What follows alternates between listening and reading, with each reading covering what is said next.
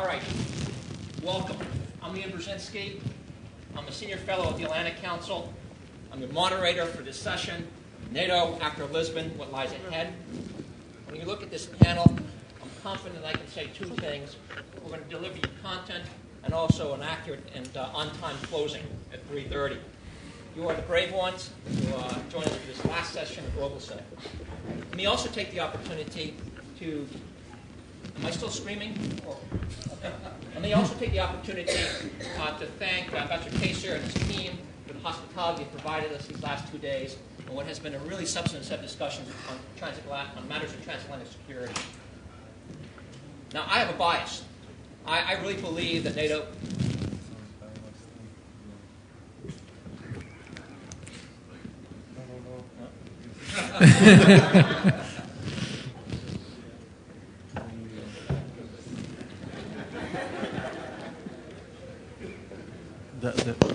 Can you hear me now? All right. Here we go. Thank you for your patience. Well, I was saying that I have a bias. I really believe that NATO is history's most successful alliance.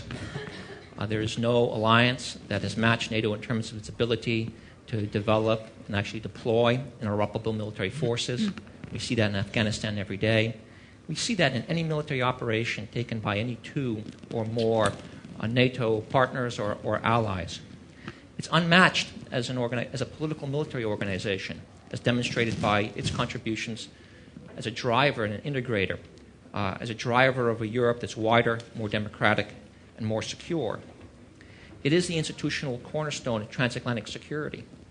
But we have to remember, NATO is only as credible and as capable as the commitments its member states make politically, fiscally, and militarily. Now, the Lisbon summit last November marked an important milestone in NATO's evolution. It did three key things. One, it marked the way forward in Afghanistan, NATO's arguably most complex post-Cold War operation, or arguably its largest post-war operation, and arguably its most complex ever, with an end date in 2014 targeted. It promulgated a new strategic concept that defined the environment in which it operates, but more importantly, also reaffirmed long-standing obligations and commitments it has to security of its member states. It also expanded its mission set, delving into the realms of cybersecurity, population defense, global commons. And third, it formally recognized that the alliance has entered an age of austerity when it comes down to the management, sustainment, and perhaps development of military capability. This is a theme that's permeated our discussions over the last 2 days. Now, one of the impressions I have from our discussions and from the Lisbon summit is we have a strategic concept that has literally expanded NATO's roles both as a regional player and as a global actor. But throughout the course of our discussions here, and of course through the last months of defense reviews that member states have undertaken, this expanded agenda is matched against declining defense resources.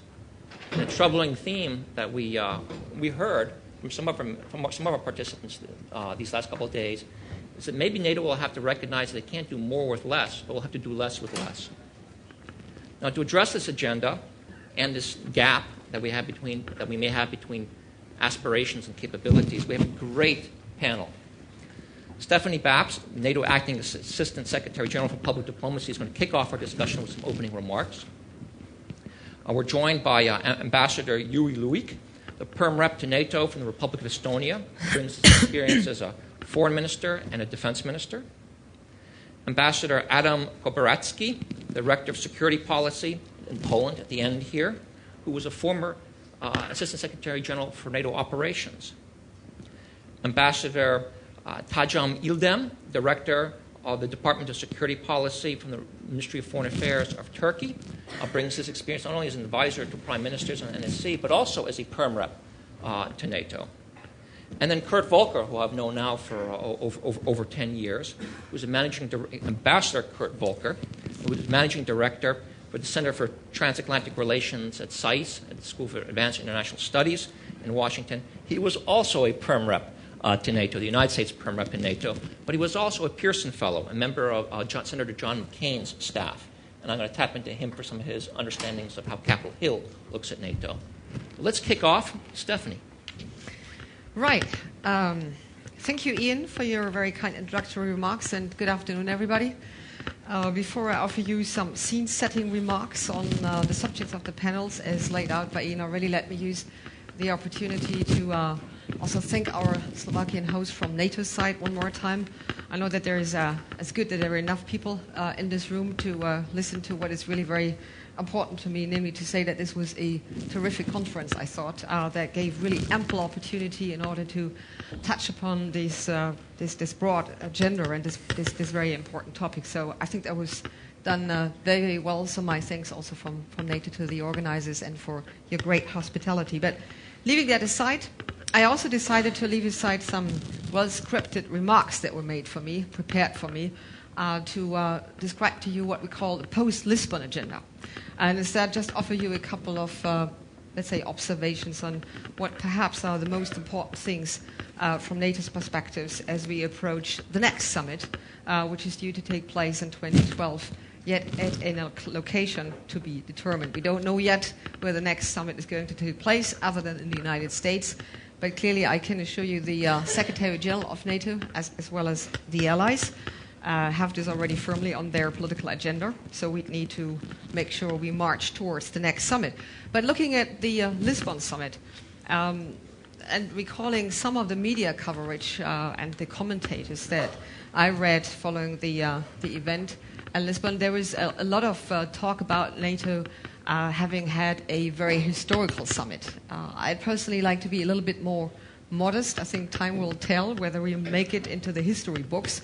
But it's clearly the case that the Allies set a very, very ambitious, high-level ambitious agenda forth at the Lisbon summit. And I'm not going to list all the important decisions taken at the Lisbon summit one more time, but just say that all what was decided at the Lisbon summit, ranging from the new strategic concept all the way to a package on defense policies and capabilities, was aimed at making, as the SecGen would say, NATO more effective, more efficient, and also more engaged. Now, the way I look at it, I think we have two challenges ahead of us. Challenge number one, as we approach the 2012 summit and still have a little bit more time, is to keep the sense of unity, political unity and solidarity that I guess everybody who was at the summit in Lisbon saw and experienced.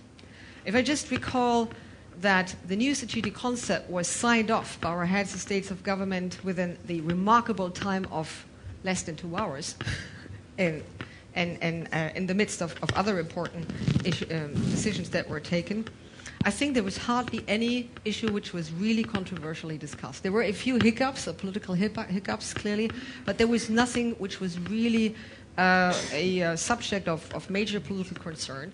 And so I think we would need to keep that quote-unquote spirit of Lisbon alive, and that's clearly be a challenge for the month ahead of us. The second is, as Ian has rightly said, we need to live up to our commitments. And there were numerous commitments that we have made, and we need to make sure that we don't end up having another gap between what was put forward on a piece of paper, or various pieces of papers, and what our real-life commitments actually are all about. The political roadmap is, I think, quite obvious. We have in some 2 weeks' time the meeting of defense ministers in Brussels. They will have an opportunity in order to look at a number of capability and defense-related issues and hopefully agree on that. That will be a very, very first important step. A month later in April, the foreign ministers are going to meet in order to look at partnership-related issues, but also at the way we have moved forward on transition. And then there will be another meeting in June, also of defense ministers, geared towards taking, hopefully, decisions on the agency reform and the reform of the NATO command structures. Again, two important decisions that have been taken at the Lisbon summit. And then there will be, quote-unquote, the political summer break, and I can assure you that there is no such a thing as a summer break for the NATO Secretary General. He will be busy preparing the agenda together with the allies right towards the 2012 summit. So what I'm saying is we have a couple of milestones ahead, a couple of important political opportunities ahead in order to test the political will of the member countries, whether they are really, really committed to live up to that. Let me just point out 3 areas, and I think we'll all dwell upon them in the course of the next hour. 3 important decisions that were taken at the Lisbon summit that are also dear to Anders Fogh Rasmussen. And in fact, he has put them on his personal political priority list. Number 1 is Afghanistan. There was a strong commitment by the allies at the Lisbon summit, a reaffirmation that we want to remain engaged. And if is this not to remain an empty statement, we need to make sure that we are on track when it comes to implementing the transition strategy that we have put into place. I think the transition strategy itself is a rather robust piece of work. And the ministers in 2 weeks' time will have an opportunity to look at the first progress report that has been jointly worked on by the ISAF, as well as the Afghan government. But we will leave it ultimately to the Afghan president, Mr. Karzai, to announce in which provinces and in which districts transition will be ripe to actually to declare. At the end of the month, hopefully he will declare that. And so as we move forward in that and within that transition strategy and within that framework, I think the challenge here is to make sure that we also remain on the overall political agenda, which was we went in together and we should also go out together. At least this is what the Secretary General doesn't get tired to stress, and I think he really has a very important point that. We will have later this year in Bonn, in fact, in Germany, the opportunity to have another major Afghanistan conference where all the players get together and to review what we have done in terms of implementing the transition strategy. But the point I'm making is that Afghanistan remains our top priority, and I think that was a very important message that has come from Lisbon. Number 2, very quickly, and I won't go into too much detail. The entire package related to capability development and defense policies that has been decided and approved by the allies at the Lisbon summit needs to be also implemented. And let me just mention 2 important bits and pieces of that. We have agreed on a top 10 list of what we call critical capabilities. And just in preparing for this conference, I looked at the first progress report that hopefully the defense minister will also sign off. And I can tell you it's not too impressive. We need to make sure that we meet these at least 10 critical capability areas that we have identified to be absolutely crucial in order to be able to make a difference if you want to remain serious in maintaining the level of ambition that, that we have agreed upon. Smart defense has been a theme that the Secretary General has approached, latest also in his Munich speech a couple of weeks ago. And the smart defense is certainly not a buzzword, at least we should look at it as a buzzword, but it's a way to encourage nations to, in times of financial and economic constraints, to do more pooling, to do more sharing of their resources, and to also look out for more concrete projects where we can in a multinational way work together. Just as a footnote, I share with you the fact that we had one of these many prep meetings for the defense ministerial meeting with the Secretary General last week. And we put forward to him all necessary papers that he need to look at. And while looking at the number of concrete projects that we have identified for multinational approaches, regrettably, we only came out with 3 or 4. Helicopter, strategic airlift, counter-IED, and the Secretary went like, that can't be it. We need to move forward. We need to identify more of these multinational projects.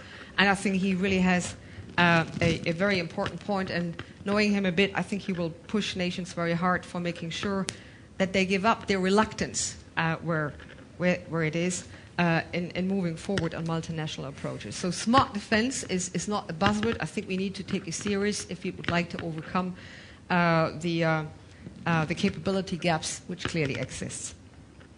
Agency or work on the agency reform and the command structure is still ongoing. I'm not going to bore you with that. I'm just saying it's been difficult, and we haven't yet arrived where we wanted to arrive, so we'll have to wait for June, in fact, for the next ministerial meeting of defense ministers to hopefully find agreement on that. Last part, partners. If you look at the new strategic concept, there is a lot in that about NATO's willingness to connect more, connect better with partners. And it's still quite amazing to me if you just list the partner countries that NATO is currently engaged with. We have 50 on 5 continents. They evolved over the years. So what we need to make sure now is that we modernize our partnership policies, that we overhaul the toolbox of our partnership structures and programs that we have put in place, and that we have a sober political idea when we want to reach out to countries such as China or India. I know some countries, some member countries, are very interested in moving the alliance ahead into that direction, and also open the alliance up for dialogue and consultation. But I think we have to be first sure and clear about what is it that we want to offer to these nations, what is it that we want to say to these nations. We'll have an opportunity, again, I said, in April to look at the entire partnership aspect. It will continue to range very high on NATO's agenda. That's important, and that's another quote-unquote deliverable of the Lisbon summit. All that to say is I'm not overly euphoric or optimistic, certainly not. But I think it's fair to say that the Lisbon summit is just some 4 months behind. We have just started to implement. But we need to make sure that as we move along from one event to the other, from one milestone to the other, that we don't lose sight of what we wanted to be in Lisbon and what I guess and I hope we still want to be, namely very ambitious. Thank you, Stephanie. That's a great kickoff, and I think that provides a robust agenda for your colleagues and yourself to kind of dig into. Let me turn to JÜRI first and relate Stephanie's comments about capability development and Afghanistan. Now, at the Lisbon Summit, NATO launched the Lisbon Capabilities Commitment, which reminds me, or seems remarkably similar to the Prague Capabilities Commitment, which was done under the back in 2004. And then prior to that was the Defense Capabilities Initiative, if I remember correctly, DCI. And if memory serves me right, neither DCI nor the PCC was really implemented with any resounding success. There was some progress, but I don't think anyone would give them an A. I think there would be some consensus, maybe on a B or a B minus for implementation, and some would argue as they really went nowhere. What is your expectations regarding the LCC? Is it going to be delivered? Is it going to be a successful program? And then take into account the operational but also financial costs of Afghanistan. Can the alliance undertake and successfully execute its plans in Afghanistan with all the costs and undertake these capabilities initiatives with confidence that the LCC will ultimately be successful? Thank you. And certainly very, very important topics. If you allow me, I will start with the capabilities initiative, but then I will go a bit broader on the defense and deterrence in general, because Lisbon was very critical in 2 accounts when we speak about the defense capabilities. One, it identified capabilities which are lacking basically on a particular operation, which is Afghanistan. And you are absolutely right in saying that almost identical capabilities gaps have been identified during the previous summits. So this is something which is work still not done. It's kind of a debt from the past. But Lisbon also looked to the future. Since the new strategic concept was signed by the heads of state and government, it is also clear that this concept can be implemented only, considering that NATO is both the political and military organization, if there are sufficient military capabilities which respond to the needs of the security environment within, say, the next 10 years, which is usually the cycle of strategic concept at NATO. First, on critical capabilities. It is true that the work in progress is still very much work in progress, and we haven't moved further in too rapid a pace. Some of the critical capabilities, like counter-IED capabilities, or capabilities connected to medevac and medical support, capabilities connected to strategic transport, heavy lift helicopters, etc., have all been identified, but the question is, what are the sources and what are the options in actually fulfilling these requirements? And there are basically a couple of them. One, multinational projects, basically multinational common capabilities, similar to the C-17 project, for instance. The trouble with these projects is they have a good perspective in theory, but in practice, if you look at why nations finance their defense, it's mainly for national requirements. I mean, if you take a citizen of a particular country and ask him or her, why are you content that your tax money is going to defense, then usually the national defense, however a person defines it, is one of the first things which is said. So one of the interesting questions with the common capabilities is, how would they be used in crisis time? Let's say there is a crisis outside NATO area. Let's say the C-17 project has an X amount of participants. I don't recall the exact number. But let's say that two of these participants do not support this operation. And to make that point absolutely clear, they don't want this plane to go to this particular operation.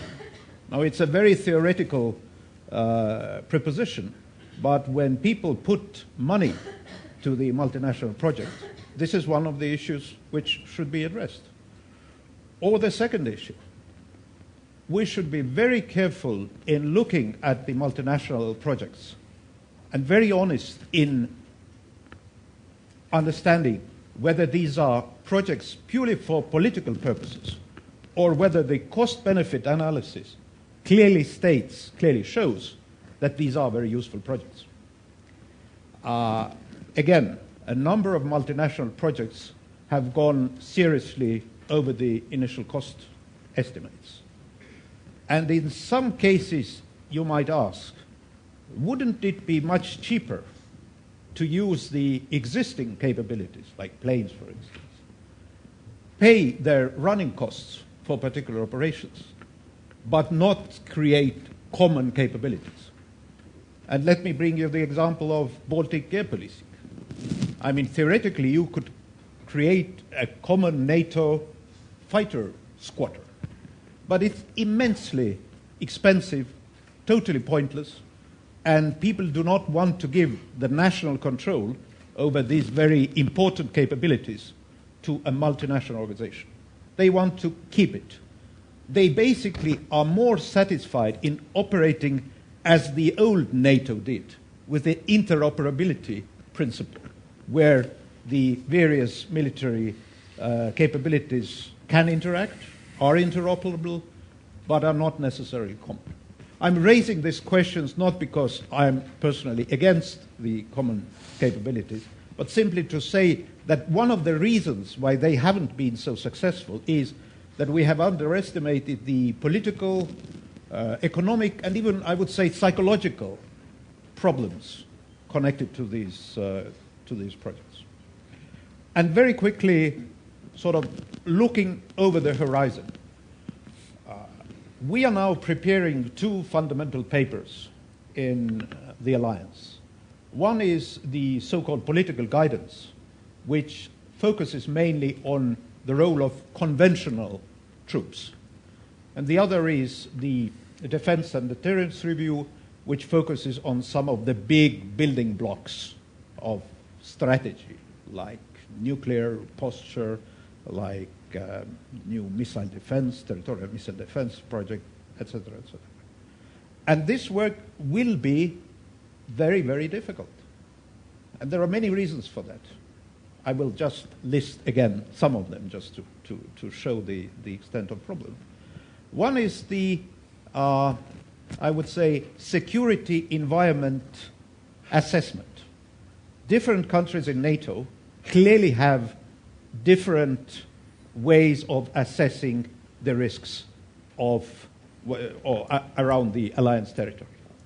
There are countries who believe that the alliance should have a capability to fight not only low-end conflicts, not only so-called new conflicts, but also the high-end, old-fashioned, if you will, conventional conflicts. And there is a real tension here. Some people are really dishonest, and they don't want to admit this for political purposes, the high-end aspect. Some people want to economize. If you say that risks are small, then you don't have to spend so much. You sort of legitimize your cheapness, if you will, by saying that you provide adequate resources to the army, which has new tasks, and that's why, doesn't need much money, actually. If you look at the sort of the simple concept of what the new risks are, you almost don't need an army at all. Cyber defense, you need a large group of long-haired boys and girls, not necessarily army, can be handled by civilians. Terrorism, you might easily argue that you need police force, perhaps special forces, not much more. Missile defense is the sole high-end, expensive capability on which there is a wide-ranging consensus. But the issue of other high-end conflicts, and here comes a dirty secret. People don't want to deal with it, people don't want to talk about it, people don't want to pay for it, but secretly everybody admits that this risk is present. But we will rely on the United States. If something happens, if the rubber hits the road, the United States will be, so to say, the eagle sort of flying in. We all go very smart, we all go very modern, we all go very soft, but we still hope that the United States retains heavy capabilities which can be available for fighting quote-unquote proper war, which they are doing. But I don't think it's very honest, actually. We do burden sharing not in a very honest way. There are other aspects, other complications to writing these documents, but I think I'll stop here and we can later come back to some of these. Thank you, JÜRI. Adam, let me build or direct you toward an issue that JÜRI raised, which is the concept of deterrence. When you think about it, it's fairly amazing that it's almost more than 20 years since the end of the Cold War, and it's only now that at the Lisbon summit that the alliance has really taken a decision to do a thorough scrubbing of its concept of deterrence. From your position, from your experience in NATO, from your position in Poland, and from your background as a strategist, what are the key elements of this review? How should NATO's nuclear posture evolve as part of its concept of deterrence in a post-Lisbon NATO? Okay, thank you. But can I try with another issue? Can I start with another issue? We've been all instructed by Stefanie to be happy about Lisbon summit. So I am happy about the Lisbon summit. But frankly, when I heard Stefanie saying that we must keep so-called retain Lisbon spirit. It really depends what you mean by Lisbon spirit. Yes, we had great decisions at Lisbon. We did approve the new strategic concept. At the same time, we had at least one big misunderstanding at Lisbon. And everybody was aware about this misunderstanding, minus the public opinion probably, which is missile defense.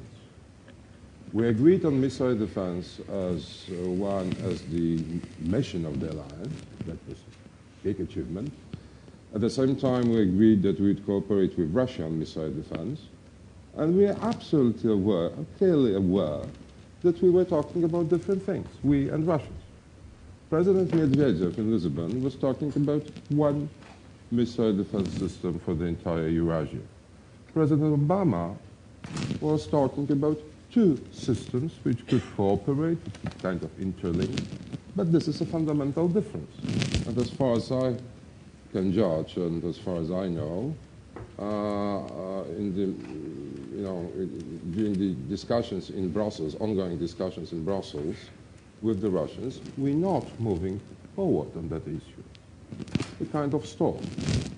Now, we also had three or four kind of, how should I say, paperback compromises at Lisbon. On NATO-EU, we used more or less the same language, but this was an empty phrase. There was nothing behind that. We had also a kind of a paperback compromise over NATO's nuclear policy. Just repeated some basic things. And the same holds true for deterrence. The important thing is that actually in the run-up to Lisbon, and then at Lisbon itself, we did start to talk about deterrence policy. And we did start to discuss whether missile defense over time could not become an instrument of deterrence. But we just started that discussion. And we didn't reach any kind of a common understanding at Lisbon. We also had a nice compromise on the issue of arms control and disarmament as an instrument of NATO's security policy. Nice language with no common position behind that language. But from my point of view, and this is the point of view of a Pole coming from this part of Europe, one of the most important things that we need to do now is to work on certain decisions from Lisbon which do require further work and further clarification. And I do not mean just taskings. Taskings is one thing, formal, if you wish, and it is important that we work on partnerships, all kinds of stuff. But we need, once more, this is Polish Central European perspective, first of all, to look at what we in Warsaw call Article 5 implementation mechanism. It was great in the strategic concept, confirmed the importance, continued validity of Article 5, but what's really important is not to confirm that thing, is to establish an implementation mechanism which would not be questioned in case of necessity. And this is developing conventional capabilities, this is developing nuclear capability, or developing keeping. This is also deterrence concept, what kind of instruments we could use for deterrence. This is training, exercising, contingency planning, all kinds of things. And let me make it absolutely clear. From my perspective, this article, what we call Article 5 implementation mechanism, its importance is not, is not linked to any direct or immediate threat that we face. It's more or less a kind of insurance policy, but this is the key for better relations and better cooperation between Russia and NATO. Without that, you would always hear voices from this part of Europe questioning Russian intentions, questioning the objectives, and so on and so on. And this is not, Article 5 implementation mechanism is not a provocation vis-à-vis Russia. It's a normal thing that a defensive alliance could and should do. we had at the previous panel a very, very interesting discussion about research, U.S.-Russian relationship. In that context, just a few words about NATO-Russia relationship. We reached historical decisions in Lisbon, true, but let's be absolutely clear. We had the same kind of historical decisions and high language at Practica di Mare and on a few previous occasions. The important thing is how we use provisions of Lisbon for further development of the relationship between NATO and Russia. We're at the beginning of the road, not at the finish line. And from that perspective, what is important and what RESET, this US-Russian reset, didn't solve, at least not yet, this is the absolute deficit of trust and confidence between NATO and Russia. That's something, I mean, rebuilding trust and confidence, this is the issue for the day. Were there enough trust and confidence, the Mistral contract, Linz contract, and other things would not cause questions in Central and Eastern Europe. This is the lack of trust and confidence that is the kind of, the fundamental reason for doubts that one may have. There are two perfect opportunities for the Russians to engage in meaningful process of rebuilding trust and confidence. The first is arms control, and to be more exact, CFE revival. We can hardly talk about trust and confidence when Russia has suspended the CFE treaty and is not providing any kind of military information under that treaty. There are ongoing consultations on that issue, very difficult, but this is a perfect chance. The other possibility is actually missile defense, or should have been missile defense. But with this misunderstanding at the outset at Lisbon, I'm just curious whether it would be possible to turn missile defense into a kind of a political and military confidence-building mechanism. And I know you wanted me to focus on deterrence. I'm afraid I'm focusing on something different, on somewhat different issues. One more thing, not linked to deterrence. As a former NATO ASG ops, I'd like just to stress that, we reached all those important decisions at Lisbon on Afghanistan, on how we'll continue with ISAF, and how it kind of change the nature of our involvement, and so on and so on. But let's try to look, post-Lisbon, but look somewhat longer perspective. I'm afraid that once NATO will kind of complete the mission in Afghanistan, be it in 3, 4, 5 years, doesn't matter, we'll have to deal with a kind of a ISAF syndrome that would most probably severely limit NATO's operational involvement in crisis management. There is a certain Afghanistan fatigue among most European NATO nations. And once ISAF would be over, I think, or I'm afraid that most European nations would be reluctant to get involved into something comparable to ISAF, whether we like it or not. We can expect more operational involvement of NATO in the sense of training missions, in terms of supporting even US-led operations, but not necessarily missions by the alliance. Okay, so I had no time for deterrence. I'll come back to you on deterrence, but you touched on some important issues, particularly Article 5.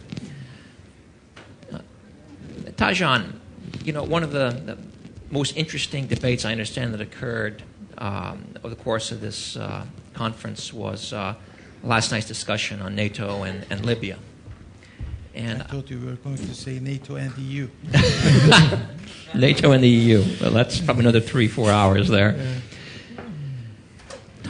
Share us your view on NATO's relationship with the greater Middle East, and what lessons that are emerging from this crisis in Libya, and what they mean for NATO's effort to build a broader global array of partnerships, the build on the 50 that Stephanie has already mentioned. I mean, there is history in the Middle East. NATO initiated the Istanbul initiative to reach out to that part of the world. Of course, there's the Mediterranean dialogue. How does NATO need to adapt its outreach to this part of the world, and how does that affect and should affect its strategy to developing a really useful and viable set of global partnerships? Well, thank you. I don't know whether it works, but I won't follow the tactic of Adam to avoid your question. But there are a few points that I want to complement the interventions of the previous speakers. Does everyone hear him? Yes? First of all, I agree that the common defense commitment of NATO is still valid and relevant. And I think strategic concept confirmed that in strong terms.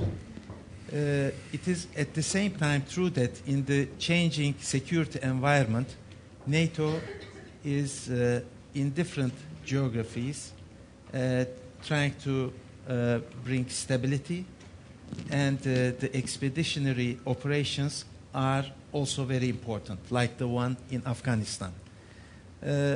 One point I wish to share with the audience is that at NATO sometimes we get too much carried away with the ongoing operations, which unfortunately lead some sort of negligence to the work to be taken up in the domain of common defense.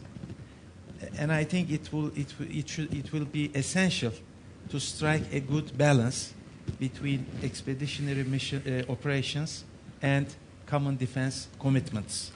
It is not only be displayed by strong language that we incorporate in different documents of NATO, but in practice also by allocating scarce resources, we have to show that common defense is still important to all of us.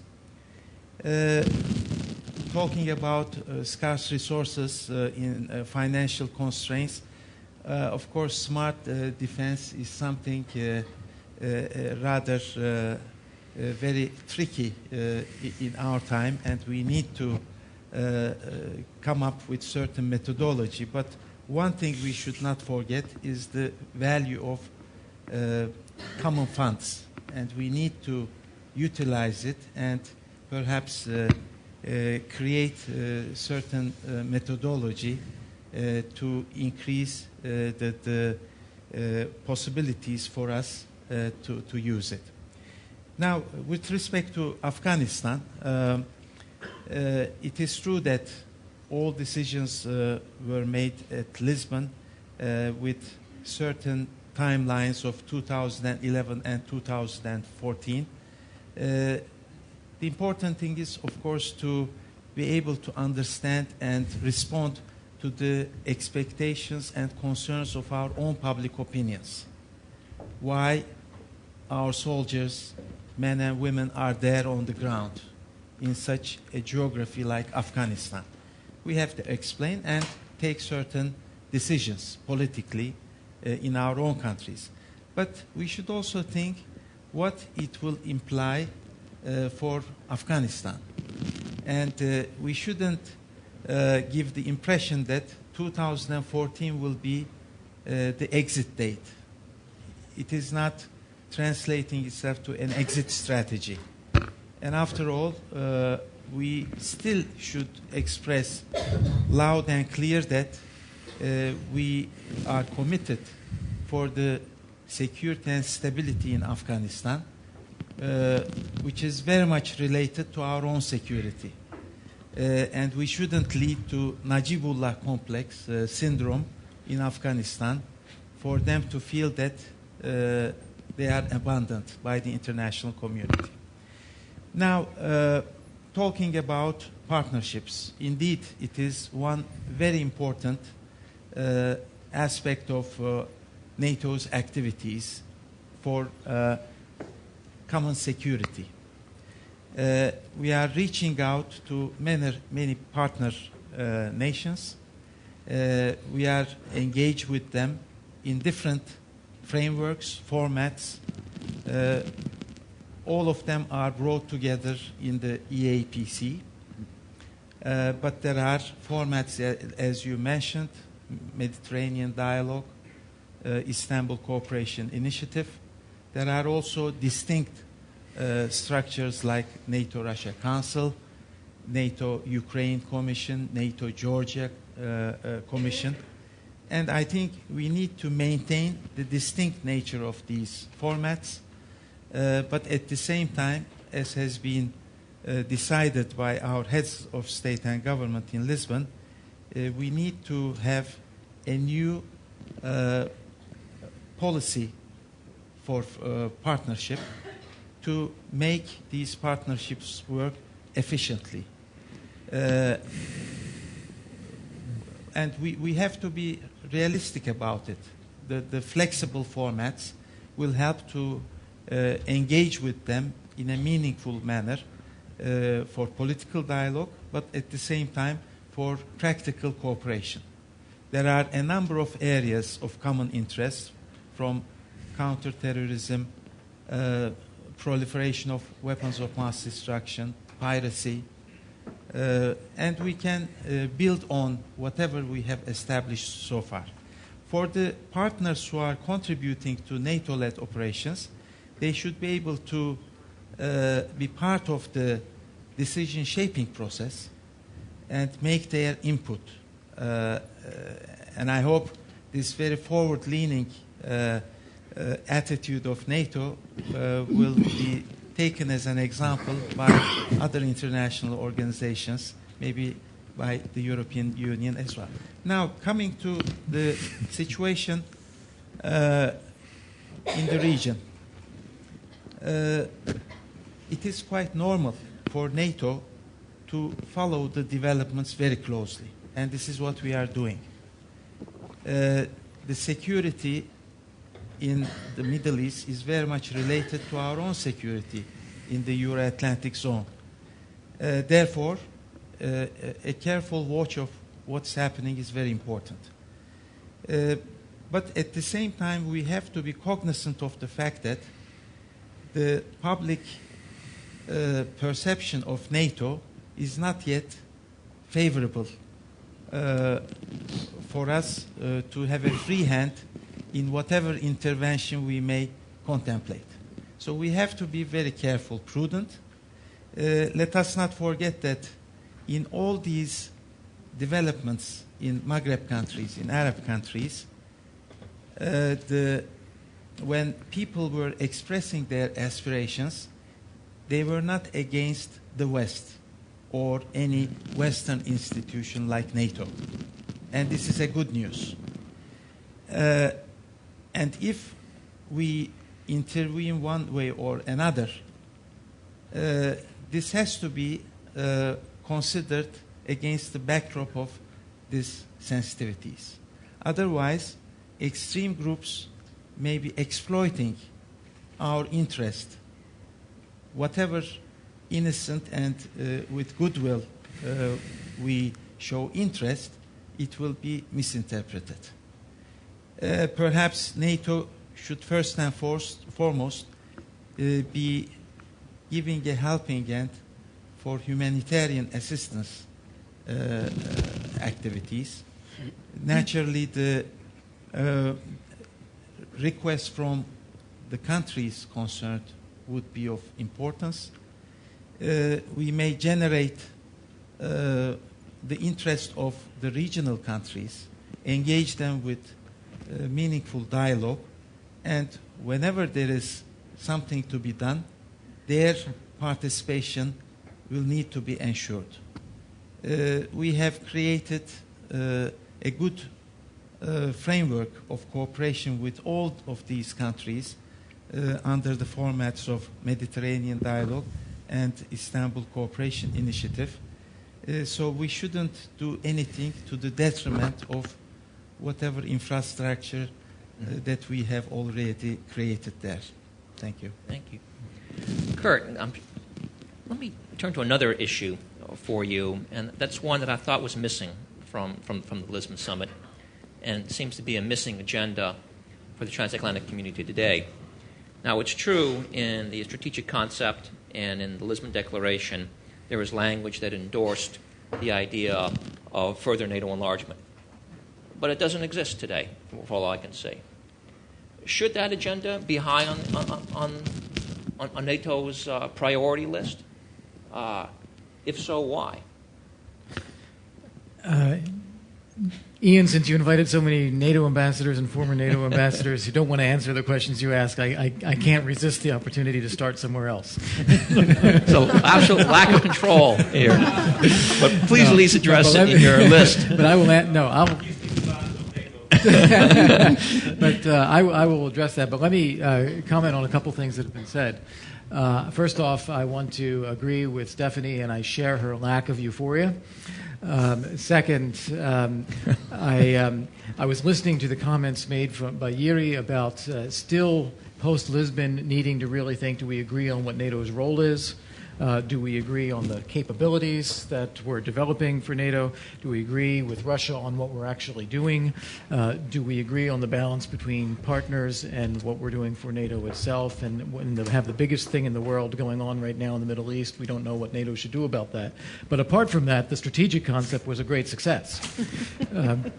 The thing that I think drives that is a phenomenon that I think you see in the United States, but you also see it in Europe as well, which is very subtly our understanding of NATO has shifted from NATO being us to NATO being them. So if you're in the United States and people talk about NATO, we mean Europe. And if you're a European country or a European leader sitting down signing a strategic concept, you don't think that means you're going to spend more money and send more troops to Afghanistan and do more on collective defense. NATO's going to do that. And I think that has become a real critical gap for what NATO is dealing with today. We have a very ambitious set of objectives for what we'd like to see NATO do according to the strategic concept. All of us security policy experts have defined this out. It doesn't correspond at all to what our publics and our leaders think we're going to do. And that is where I think we have a tremendous gap to close. On the enlargement piece, which is what you asked about. I look at what we've got in Europe as a set of unfinished business. We started off in 1949 trying to protect our societies against a massive threat that had emerged. We pursued that for 40 years. Finally, in 1989, the opportunities to actually make progress beyond protecting Western Europe and Canada and the United States emerged. And with caution, appropriately, after a few years, we took advantage of that opportunity to extend an area where you have freedom, democracy, rule of law, market economy, and security for future generations. And we did that for over 100 million people in Central and Eastern Europe. And now we seem to have stalled out, as Ian said. And I don't think we should give up on that, because I think we have to remember what we were doing this for to begin with, which is for people, for the people in our societies, that they can live in healthy societies in confidence for the future, which was something that Europe had lacked not only for decades but for centuries. And this was a tremendous achievement that NATO has made so far, but we never finished the job. And I would say there are 4 areas of unfinished business that we need to look at. One of them is the reforms in new member states and other Central and Eastern European countries themselves. There is more to do still. This isn't a process that's been completed. Second is the degree of their integration into the institutions. There is still a second-class status at times for new members, just even looking at the proportions on the international staff, for example. So there's a degree of full integration. Third is the countries for whom this has not reached their shores yet. People in Europe South or Europe's East who aspire to be part of this kind of community that we've created, but that has not yet happened. And then fourth is genuinely developing a common perspective of how this wider community deals with the world, because we don't obviously have that at this moment. The third of these is the enlargement question. I think that for a variety of reasons, beginning with some period of time around the Bucharest summit or a little before, and ever since then, this has fallen off the table. And it's going to be very difficult now with the situation in Ukraine, with the relationship with Russia. We're not going to see a lot of progress in the East on enlargement right now. But we shouldn't forget that the area that brought NATO into an out-of-area role for the first time was the Balkans. And that's where we have a few new members from the Balkans, but a tremendous amount of work that we haven't completed, both in seeing the transitions through from conflict to peace in Kosovo and in Bosnia, and at the same time seeing through the successful democratic and market economic transformations of other countries so that they can be fully integrated into the Euro-Atlantic institutions. And as you look ahead to the 2012 summit, I think there's an opportunity to try to put some momentum back into this enlargement process through the Balkans. We already have Croatia and Albania as members. Croatia is likely to be fully admitted to the EU this year. We should push for progress between Greece and Macedonia to resolve the name issue so that Macedonia gets back on track. It was derailed at Bucharest, but can get back on track. And we've seen very good progress in Montenegro over the last few years. They've been brought into the Membership Action Plan, and I'd hope that we can find some formula in 2012 to give a very strong signal to Montenegro that they're on track for membership as well. And finally, Serbia, which has gradually developed its relationship with NATO and the European Union over the last several years, and I'd like to see some form of step forward for Serbia as well. Ultimately, getting the enlargement process back on track is going to require this in the Balkans, and that will actually help us in coming to grips later with the unresolved conflicts in the Balkans, or the stagnant conflicts that are there in Kosovo and in Bosnia. You had asked me to talk about the domestic politics in the U.S., but maybe I'll save that for question and answer if people want to come in. Thank you. It's a very persuasive case on NATO enlargement, and I appreciate that. And I also like your point about us versus them. We should follow up on that. But before I turn over to the audience, I wanted to turn to Stefanie about the spirit of Lisbon. Because I have a concern that's kind of emerging, and with the defense ministerial coming up in next week, actually, on capabilities, it strikes me one of the most important things that we can do to kind of facilitate transatlantic capability development is to kind of further open our markets. And I see a dynamic emerging that I think is counter to that. You know, over the last several weeks, since the French announcement of the sale of the Mistral to Russia, we've seen also indications that Safran is thinking about selling avionics for Russian military aircraft, individual soldier equipment, not Safran, but another French company. We have Germany's Rheinmetall signing up in a high-profile contract signature ceremony a deal to build in Russia a modern brigade-capable training facility with state-of-the-art training capacities.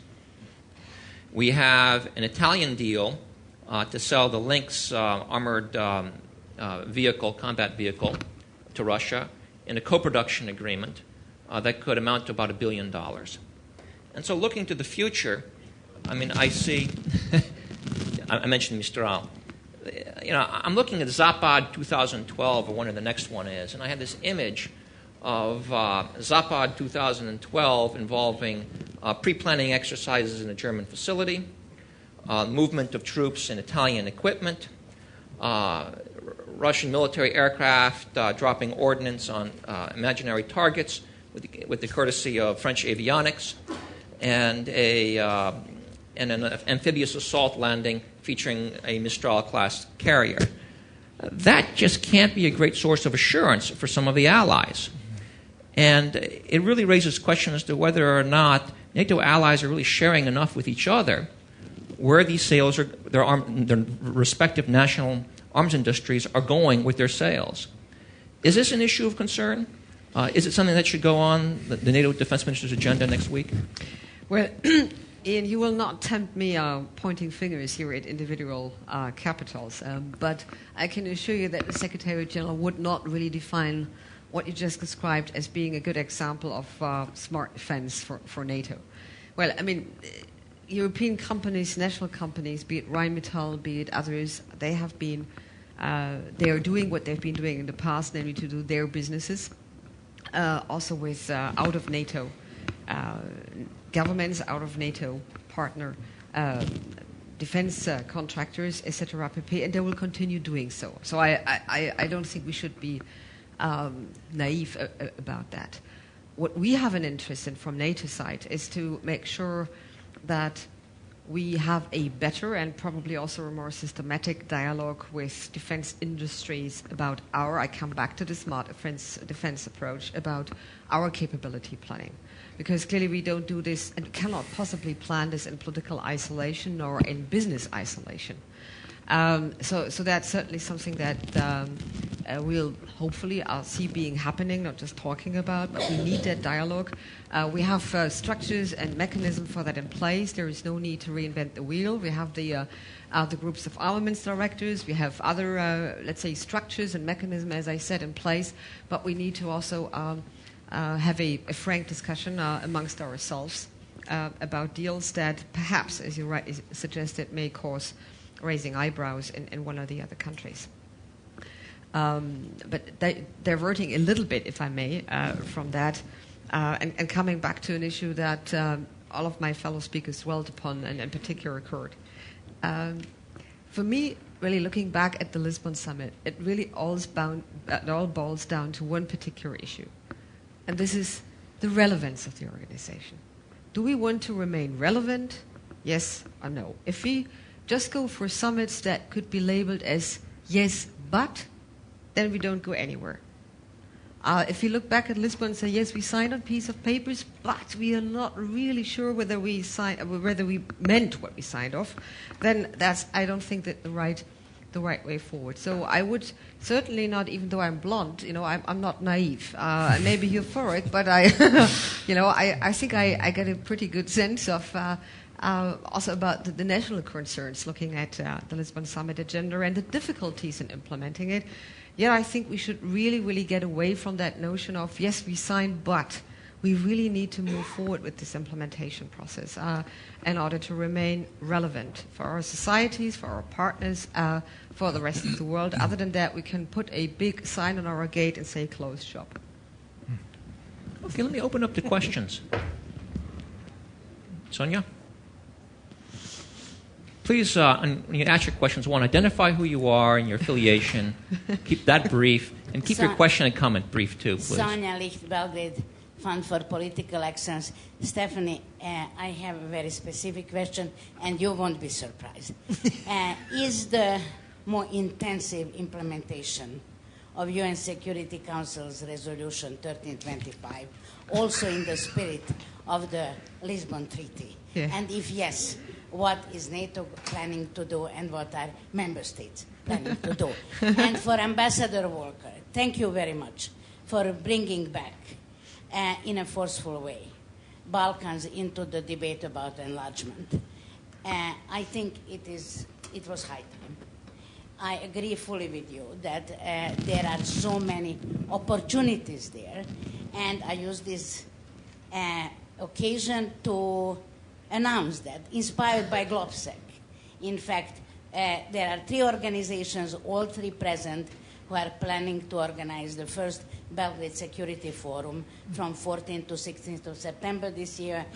You are all very welcome, and I hope it will be a real step toward exactly those goals that you described right now. Thank you. Thank you. Stephanie? Let me just, responding to Sonia, say how much I do appreciate that initiative to take another step in the NATO-Serbian relationship and to bring a full-fledged political conference to Belgrade. I think that's great. It's exactly what it should be, to actually have that political debate also in Belgrade. So looking forward to that.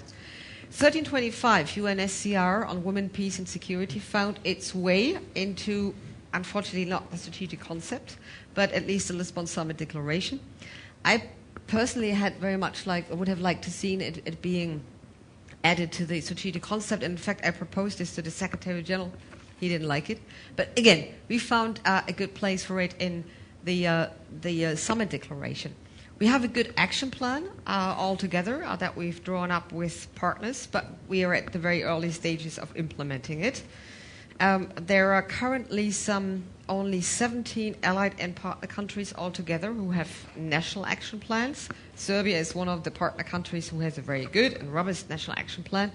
I think the message that I perhaps would like to convey to those of you who are not really sure whether your country have an action plan, please make sure that the action plans also find their ways into your parliaments, into your publics. I think it's important that we move on along that line, even though it may well not be a top issue on NATO's agenda for some time. But it's an important factor, and given, if I may say so, the number of women here at here in the audience, I think that's also a fallout of the fact that we are a bit more sensitive about gender balance, also amongst our own communities. Anybody else? Lady over in the corner. Hi, I'm Elaine Banner. I'm a defense contractor at the Pentagon. I've got two questions. The first one is back to that relevancy question, which is obviously a very important one. I'm going to use a quote from Alice in Wonderland. If you don't know where you're going, any road will take you there. The question really is, instead of relevancy, is it really, what do people want from NATO? You hear a lot of different countries talking about a lot of different things that they kind of expect NATO to be doing, partially because they've done it before, partially because we're comfortable with it. But really, in the next 10 years, what do you think the nations that we might be bringing into NATO want? What does the United States want? What are nations that have kind of built this from the beginning up? What do you think they're going to want? And second of all, when we talk about resourcing, it's also a very complicated question. Do you think that nations that are all struggling with the economic crisis should be really trying to budget NATO things into their budget at the front end, or kind of managing their own national security budgets and then kind of seeing what they have left to kind of give to the greater cause? Well, let me parcel this out this way. Let me get a European and an American perspective on this, on the first question. What do they want? And let me turn to Adam and to Kurt to take that one on. What do nations expect from the NATO? Well, when we were working on the strategic concept, it was absolutely clear that, if I may say so, almost all new members of the NATO expected Article 5 implementation mechanism, or at least a kind of important role for Article 5. But we did agree, we did accept that there must be a kind of a balance between Article 5 and expeditionary role of the NATO. What happened at Lisbon, and that's important in the context of what you expect from the alliance, is that with the new strategic concept, we put an end to a very chaotic NATO operational involvement here and there. Because prior to Lisbon, frankly, NATO was doing a little bit of everything and almost everywhere, without any clarity, without any logic even, and strategic concept. It was just, okay, should we go for that crisis because it might be sexy, it might appear on the front pages. Do we do it or not? We tried to help US after Katrina, we were helping Pakistan, we were doing a little bit of assistance to African Union, a little bit of everything. So in terms of what nations expect, I think that what we expect from the NATO is a kind of we here in Central Europe, as far as a poll can judge, is to continue to be a defensive alliance, but with a also selective crisis management role, but based on a clear recognition of the alliance's interest in a given crisis management. Before I turn to Kurt, let me just follow up on Article 5. Has Article 5's credibility deteriorated over the last decade? Has it improved? I think overall it has improved. It's not we did not and we do not complain that it kind of evaporated. But frankly, for the last for the last 10 or 11 years, I don't think we ever had a discussion on Article 4.5 at the NAC.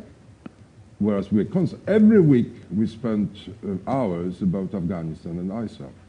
So actually a kind of impression that one could get, and that's the impression I had. I was working on operations at NATO, and ISAF, Afghanistan, Kosovo, other things were every week on the agenda of the NAC.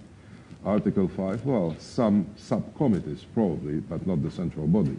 So it's also the question of perception. I mean, how important this Article 5 is. Kurt, to follow up on the question on what does America want from the alliance, let me ask you also kind of tap into your experience on Capitol Hill and your experience as a Principal Deputy Assistant Secretary of Defense for European Affairs. You know, here we are. On one side, we have Europeans cutting defense, complaining about America dragging it into foreign conflicts. On the other side, we have the KCX award. Regardless of the process, it was an outcome that has an impact and could communicate something. We have the cancellation of MEADS. Where is America on NATO and its relevance? You raise an interesting question, is that we see it not no longer as a transatlantic organization, but America sees it possibly as a European organization, which sometimes one feels that America is increasingly detached from. Yeah. And that, the two questions go together, so I'll put them together. I think that unlike what Adam described, which I think was accurate, the U.S. would look at things very differently. We wouldn't look at an issue in the world and say, gee, is that a sexy issue? Should we get involved? The U.S. feels it doesn't have a choice. We're on the spot. People are asking the question, what is the United States going to do? To the extent the United States doesn't want to do something alone, we can look to working with allies, and that's our NATO allies and then a couple of others around the world. So our thinking about NATO is, do we have allies who are willing to help deal with a problem that we're going to have to deal with anyway? That gets to the question of then, well, what's Capitol Hill about? What's the perspective on NATO? There is among a seasoned class of foreign policy and national security experts in the United States a residual goodwill toward NATO. People recognize we don't want the U.S. to act alone in the world. We like NATO for the solidarity and the like-mindedness and the shared values, and we want to do things together. That residual goodwill is increasingly challenged by new blood and new thinking, which is Europe is not maintaining the capabilities necessary to actually be able to contribute to the things that we need to do together. So if the U.S. acting with allies becomes ever more burdensome on the United States, is it really worth structuring ourselves that way? That's just the capabilities part. Add on to that the political will part and the conditions placed upon joint activity within NATO, whether it's operational caveats or whether it's appropriate political mandates or constraining the role of what it might be. And it becomes even more frustrating in the U.S. context. Say, why should we do this? You know, does this really deliver what we were hoping it was going to deliver, or does it actually hinder what we think we could deliver if we worked with countries that had capabilities and a like-minded commitment and a willingness to do something? So that's the dilemma that you face in the United States right now. In the long run, I'm still one of those, you know, I don't call myself seasoned, but been through it a few times anyway. And I think that the importance of working together strategically with allies, looking at values and alliances as part of a long-term strategy for the United States is still the right way to go. That's the way you shape the global environment, as opposed to dealing with problems head-on, where you might be more short-term effective fighting it, but you're not shaping the long-term environment that you need to live in and creating conditions for success. So I'm still one of the ones who would be making the case for why NATO and others are relevant. But I have to say, it gets harder and harder as Europe seems to keep proving the skeptics right.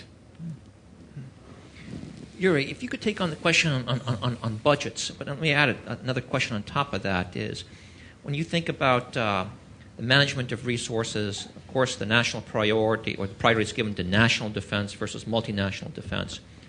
Do you see NATO's role as a driver of defense collaboration decaying? I mean, when I look across the board, you saw the Lisbon Summit, the LCC, and then around that sprouting up French-British treaties on cooperation, new Nordic agreements on procurement. We heard this morning or yesterday morning a program maybe involving Croatia, Slovenia, and Slovakia in terms of procurement. Yet I see very little evidence that this is being coordinated through NATO or, for that matter, through the EDA, through the European Union. Does this reflect kind of a growing mutual relevance of the EU and NATO in defense planning? all good questions. When it comes to budgeting, I will start with your question. Then obviously, in the ideal world, it shouldn't be contradictory. I mean, we are all members of the alliance. Article 5 is the basis of the work for the defense ministries all around the alliance. So it should be complementary to what we are doing in terms of our national efforts. I think realistically, the best we can do is to develop national assets in a way that they can always be used to fulfill our treaty obligations. In fact, sometimes perhaps in buying our national assets, we might have to invest a bit more just to guarantee that they are interoperable and they are compatible in using for the international operations. I think that's the best way forward. Obviously, there are some common expenses, like, for instance, the NATO command structure. I think it is very important to finance NATO command structure well, so that there wouldn't be renationalization of defense, of the command of defense, if you will. I think that should be that should remain as a common asset. I think that's very important. When it comes to the lack of resources, I think it is also very important, and I touched upon it already in my introductory remarks, that we would philosophically understand and politically make a point that Europe spends too little for defense. We usually use this slogan in these times, in these difficult economic times. We have to find ways of downgrade, economize, etc., etc. You can do this only so much. I think we are soon reaching the border of this kind of downsizing. We should say bluntly that to guarantee the security of our nation and to guarantee the security of our alliance and alliance commitments, fulfilling the alliance commitments, Europe spends too little on defense. Now, I know it's very difficult. I mean, as a country who actually is trying to spend 2% of the GDP, we are very close to it. We have over 1.9%. I can easily attest how difficult it is in enormously complex economic circumstances. And finally, the issue of defense investment, the issue of defense planning also has to do with the mental understanding that we actually belong to the alliance, that the alliance is not something outside of our national realm. I remember I had a nice talk with a very nice gentleman from a very nice Western European country. And he said to me, we have written our new defense concept. And we can reduce our armed forces massively because we have no threat anymore, and really we are mainly focusing on new threats and et cetera, et cetera. And I said, in your analysis, did you also look at the possibility of other NATO allies being attacked? Or, for instance, Estonia getting into harm's way, and you, by treaty obligation, coming to assist us? And then there was a silence. And then he said, well, we really didn't take that into consideration. But it's nice of you to point it out. So that was the discussion. Let me throw out the last question because it's almost our closing time, and I'm going to turn it to Stephanie and to Ilham. And I want to follow on Kurt's point about the us versus them, which I thought was very interesting. If there's a problem in the United States that we tend to look, I'm an American, look at NATO as European. Kurt pointed out there's a tendency in Europe, and perhaps the rest of the world, in part because of this dynamic that's occurring, that Kurt pointed out, that Europeans tend to look at NATO as the United States. Do you agree with that assertion, that Europeans tend to look at NATO essentially not as an extension of themselves, but of the United States and United States policy? And if so, what needs to be done to correct that because that's a kind of a fairly unhelpful, if not divisive, dynamic. Let me turn to Stephanie and then we'll close with Ilham. Well, Tajam, excuse me. That's equally a very good question. I'd probably say that as far as the broader quote-unquote publics in Europe are concerned, and if you look at, in particular, more recent surveys, polls being conducted on NATO, on transatlantic relations, you see clearly that there was a general relief among many European countries with the arrival of a new administration in the White House. It was just like that. And that also impacted positively on NATO's perception.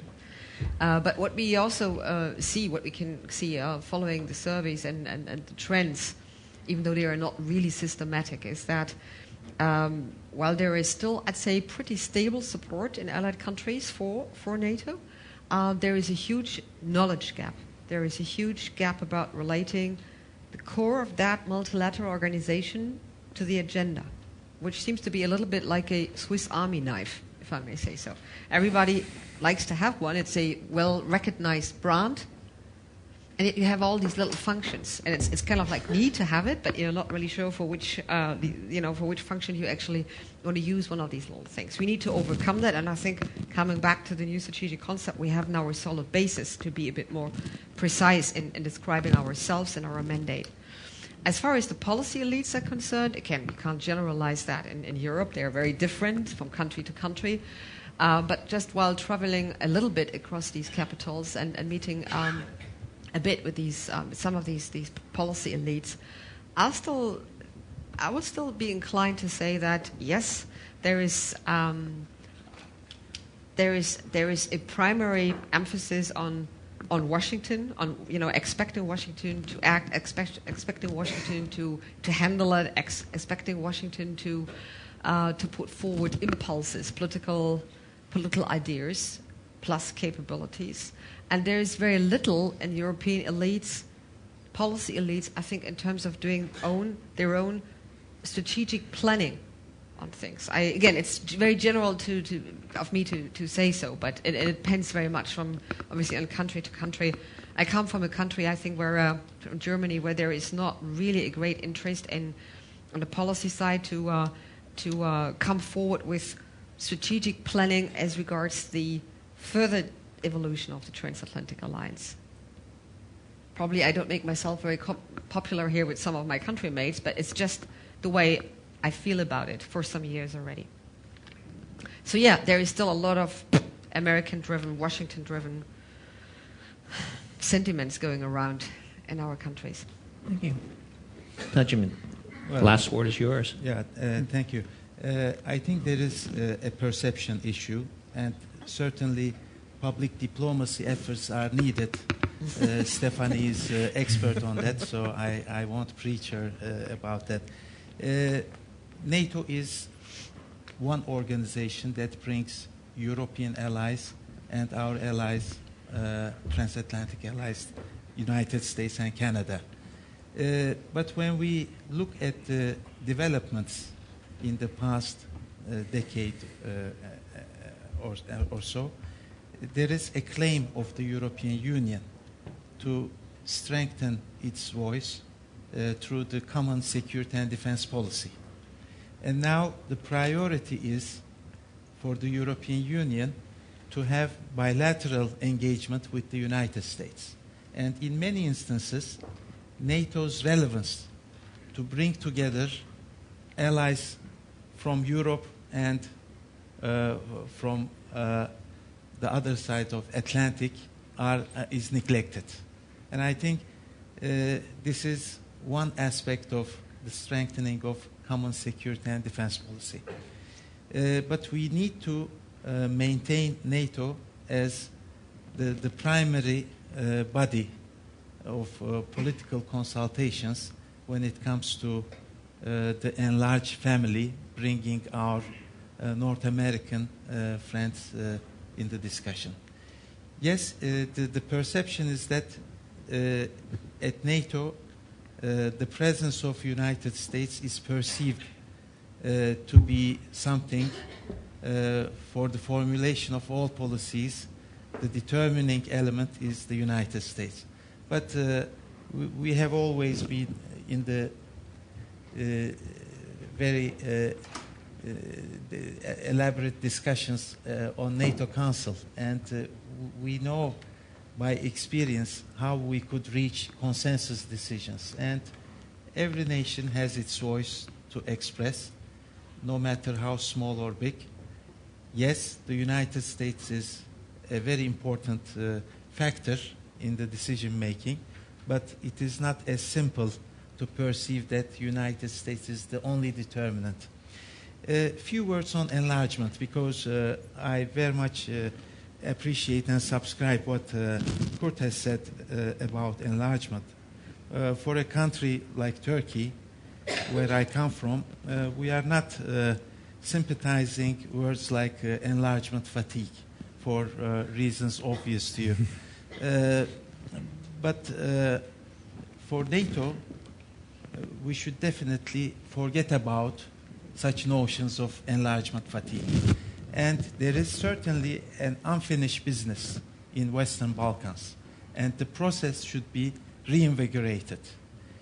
I fully agree with you that the name issue should be solved without further delay, because it is detrimental to the security and stability of Macedonia, but also to the detriment of the regional stability. And it has to be resolved. It is a long due commitment on our part to bring in our ranks Macedonia. Maybe another country we have to focus is Bosnia and Herzegovina. We have to extend the invitation. The Tallinn decision was a good one, but we still wait the properties question to be resolved, and we know that there is a difference of opinion among the entities. Dayton Treaty was a peculiar situation, and we shouldn't be hostage to the complexities of this arrangement, and should be more with realism and broad vision to bring stability to those countries. Serbia is yet a very important country, and NATO extended, admitted Serbia in Riga summit meeting as PFP member, and engaging with Serbia is of extreme importance, and we need to utilize all tools available for PFP cooperation and the dialogue within the EAPC. Thank you. Thank you. Well, that concludes our session, and let me just make a couple of comments. One is what I was struck by our discussion on the Lisbon agenda is not only its breadth, but also its complexity. And this last discussion that we had, it shows that not only is NATO increasingly important to transatlantic security needs, but in a complex, increasingly resource-starved environment and context, it's a more complex challenge to sustain that kind of cohesion and consensus upon which NATO works. The last thing I would say is I'm heartened by two things. One is there seems to be consensus here on the importance to reintroduce enlargement as a priority in the NATO agenda. And second, at least in this panel, and I think looking at the histories of my colleagues here, it's not surprising there seems to be a full consensus on the importance and relevance of this institution. So let's thank our speakers and our participants here, and I thank you for your participation.